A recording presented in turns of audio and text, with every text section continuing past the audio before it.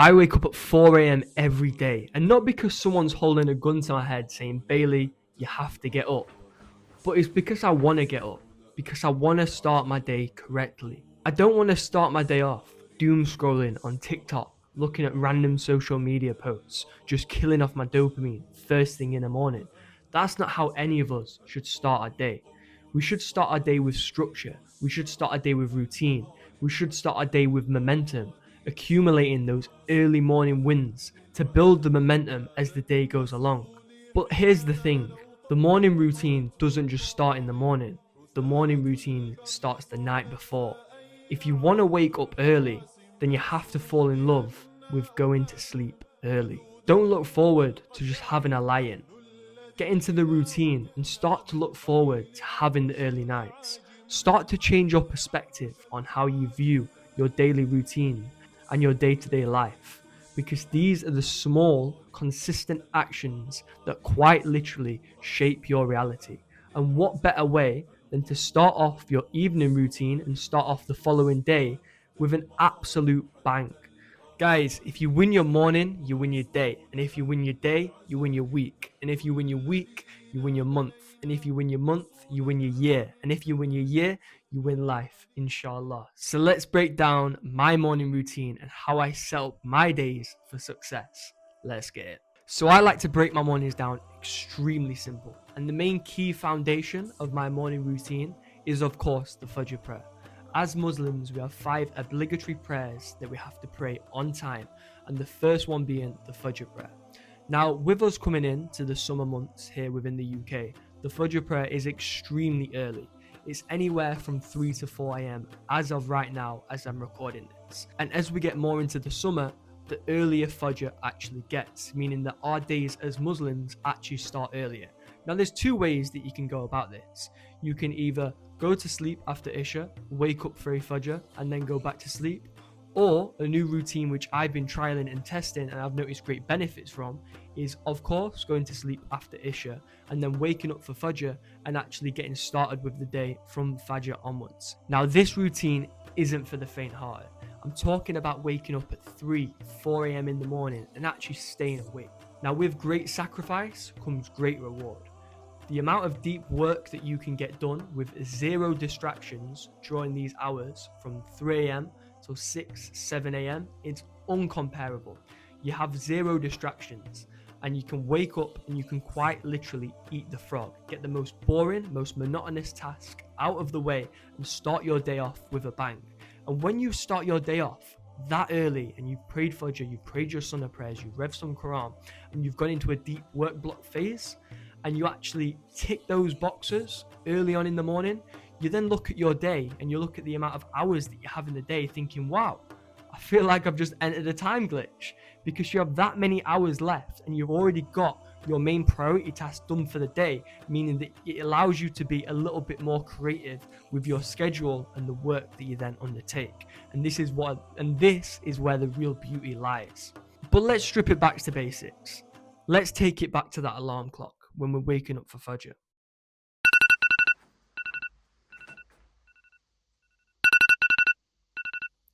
Now, the first thing, of course, that we have to do when we get out of bed is, of course, make wudu.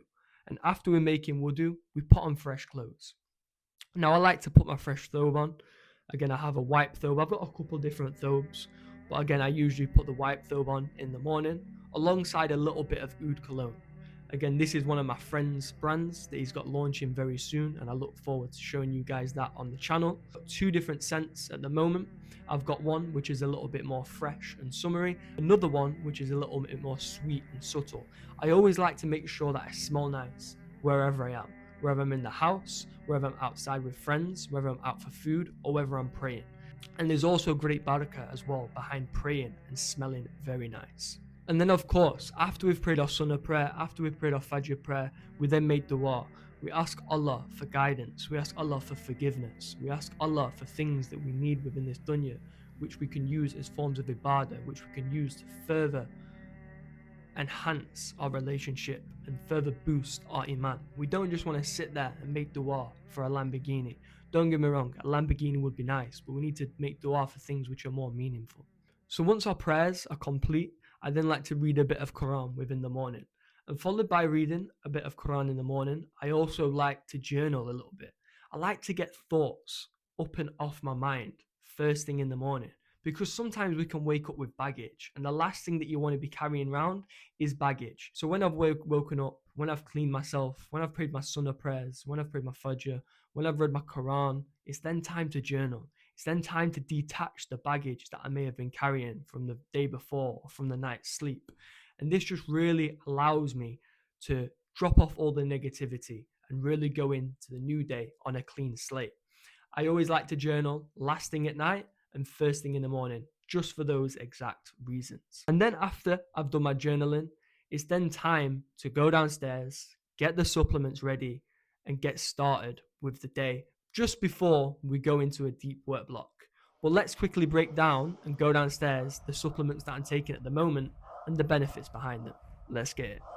So here we have it, we're ticking the boxes. We've just got the prayers out of the way, the Sunnah prayer and of course the obligatory prayer. We've read some Quran and we've also done some journaling. Now it's time to get the super stack in. So these are the supplements that I'm on at the moment. I like to split them into two. So here we've got the morning stack and here we have the evening stack.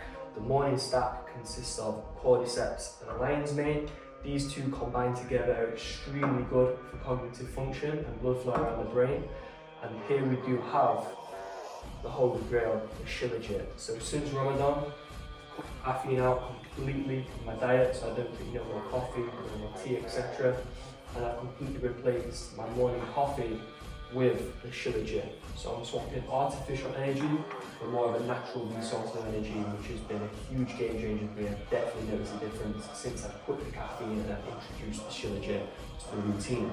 Then in the evening stack, once I've trained, once I've ate, and also got all my work done, that's when I've had the Tonga Ali, and then also the Doja aggressors over here. So yeah, these are excellent for maintaining healthy T levels and of course increasing your testosterone. But regardless, we're going to get the morning stack in, we're going to make a quick shilajit tea, and then we're going to go about our day. Let's get it. So just before we get into the shilajit tea, here we do have another essential part to the morning stack, and these are electrolytes. Now these are just fizz tablets, you can get these off Amazon. Again, they're relatively cheap, but yeah, these include all your natural vitamins, minerals, and also salts. A lot of people don't realize this, but we do sweat a lot throughout sleep. So we do always need to replenish the vitamins and minerals and the salts that our body needs to keep our body hydrated at an optimal level. So I'll just have one of these tablets with 500 ml of water, and then I'll do the rest of the hydration just through a plain bottle of water here. So yeah, these are absolutely essential. I highly recommend these guys upon waking up and also after training. If you do hit a heavy cardio session or if you hit a heavy gym session, martial arts, all that good stuff. So yeah, these are absolutely essential as well.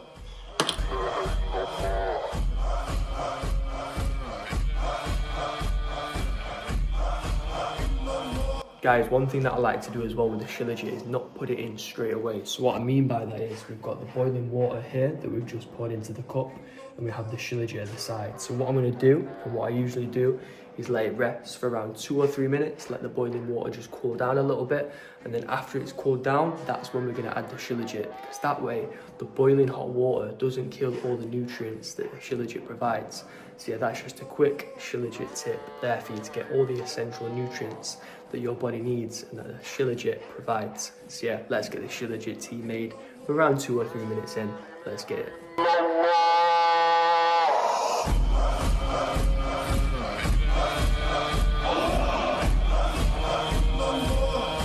Give it a stir. As you can see, there's a lot of shilajit there at the bottom. It's just accumulating, but then we give it a good stir. And there we go. Shilajit tea is ready. Cheers. I'll give that an 8 out of 10. So for those of you that do wonder what a day in the life of Bailey looks like, as you can see here, this is my Google Calendar. Anybody can do this as well, by the way, as regards to building and scheduling your day into something like this. But I like to keep mine very routine, very structured. Is it a little bit over the top? I would probably say so. Do I complete absolutely everything on here day in, day out? Not necessarily. Again, some days can vary, some days cannot, but this is 100% day. even if I get 70 to 80%, that can still be a very, very good productive day. So yeah, as you can see here, the morning consists of Fajr morning routine, as you've seen on this video now. Now I'm just in the deep work block phase. Then we're gonna hit some breakfast at 8 a.m, get ready for the gym, get the cardio in whilst we walk to the gym. Then we go and hit a quick gym sesh. We walk back, again, get our cardio in again. Then we have lunch at 11 a.m, again, which is a little bit early, but that's what time we eat lunch. Shower, refresh, Fajr Prayer, video scripting, again, similar to the video like you've seen today, and video planning. Then we've got another block work there, ready for some video recording. And then we also have, I like to try and get some Islamic studies in again, you know, every day, just learning a little bit, whether it's for the hour, half an hour, etc. I always like to learn just something a little bit day in, day out, just so I can keep the iman building and keep the consistency high. Then obviously, as you can see here, dinner, Maghrib, Isha, boom. Nice and simple. Now, as regards to my deep work blocks in the mornings, I'm either doing one or two things. Now, at the moment, I have a sneaker laundry and restoration service alongside a reselling business. And then, of course, I have my content creation, which is a little bit more of a passion project. So I can be either doing one of three things in the morning. I can either be running my trainer cleaning service, again, working through bookings and orders. I can either be sorting through physical stock orders and physical stock inquiries, whether that be through social media, whether that be packaging orders, etc. Or I can be here scripting or editing videos or even recording videos. They are one of the three things that I can be doing during my deep work block.